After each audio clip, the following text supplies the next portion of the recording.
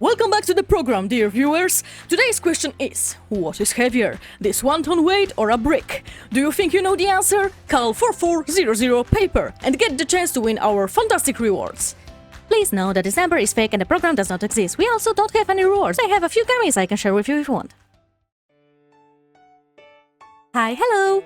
I'm Oak, a VTuber and a craftsperson.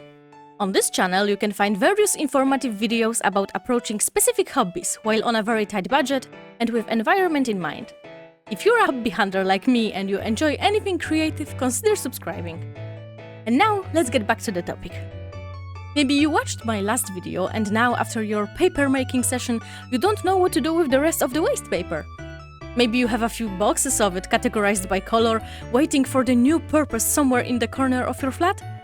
Just me? Okay. But even if you don't have much of it, you still can have some fun doing papier-mâché.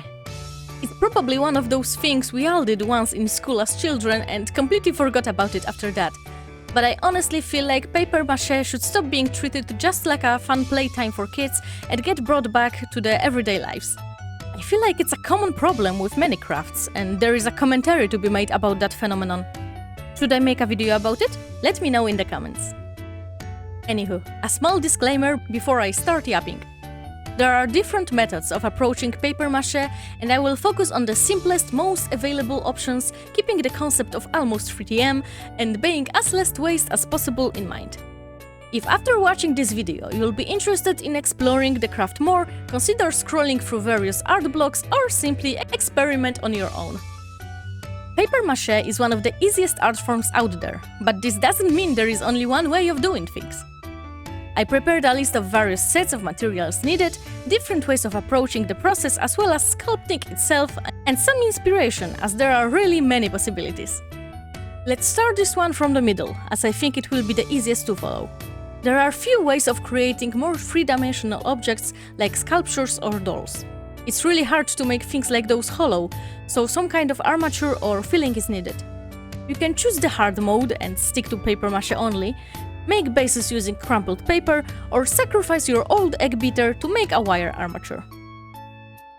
You can also use tinfoil as a base, but if you decide to go that route, you will also need hot glue to connect the pieces together, and masking tape to tape the shape up later so the paper will stick to it. Speaking from experience, paper-only approach works for almost everything and, contrary to other options, enables you to only reuse materials instead of buying new ones. Speaking of materials, all you need is paper and a weird jelly made from water and starch, same as in the case of making your own paper. Starch jelly can be replaced with glue, but I wouldn't recommend that option if you're on a tight budget. The amount of glue usually needed for things like that is huge, and the glue is weirdly not that cheap. The only advantage it has over starch is the fact that poorly mixed starch jelly can later leave some white dust on the project. As for the types of paper, newspapers and packaging paper would be the best option, although cardboard and egg holders can work too if you don't mind soaking them in water for a few hours longer. You don't need any other equipment if you plan to use paper strips, but if you prefer pulp, you'll need an old kitchen blender or a mortar. Option for the persistent. There are two ways to sculpt with papier-mâché. You can either create shapes with pulp or build them with layers of paper strips. Approach may vary depending on the complexity of the project and the final texture you'd like to achieve. For example, if you'd like for your project to be very textured, almost like spiky fur or rugged rocks, using pulp will be the best. Stripes of paper, on the other hand, will allow for a more smooth finish. They are also good for creating root-like patterns and lines. You just need to fold the paper in the right way.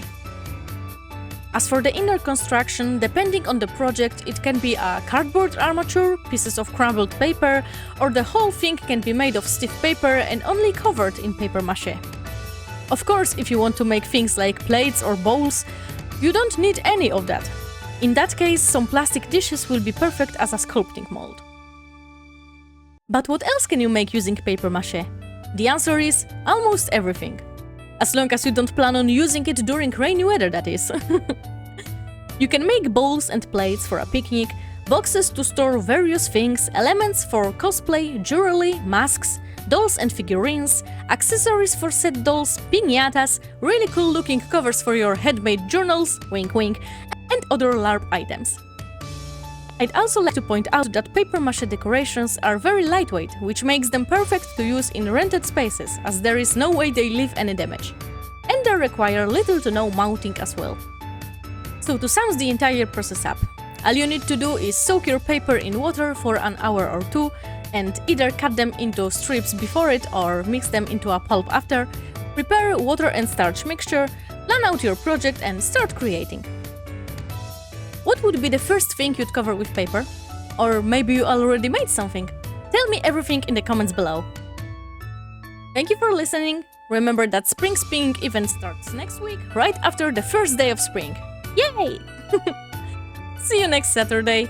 Bye bye!